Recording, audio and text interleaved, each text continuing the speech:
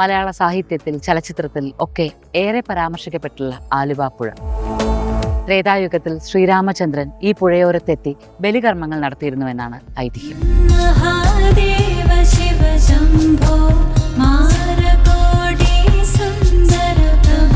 ആലുവ മണപ്പുറം.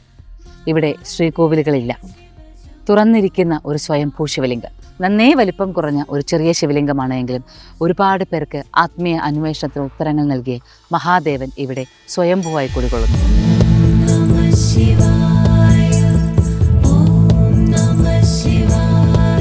ആലം അഥവാ വിഷം വായിൽ സൂക്ഷിച്ച മഹാദേവന്റെ പ്രദേശം അതുതന്നെയാണ് ആലുവ.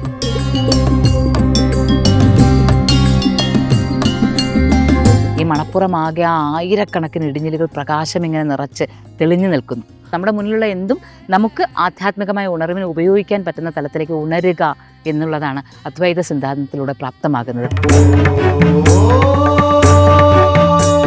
പരശുരാമനാൽ ഉപാസന ചെയ്യപ്പെട്ട, ശ്രീരാമനാൽ പ്രതിഷ്ഠിതമായ, വില്ലുമംഗലം സ്വാമിയാർക്ക് തേജസ്വി രൂപത്തിൽ ദർശനം കൊടുത്ത, ശങ്കരാചാര്യർ ആയിരക്കണക്കിന് ദീപങ്ങളാൽ ഉപാസിച്ച ആ മഹാമൂർത്തിയാണ് ആലുവ തേവരായി ഇവിടെ കുടികൊള്ളുന്നത്.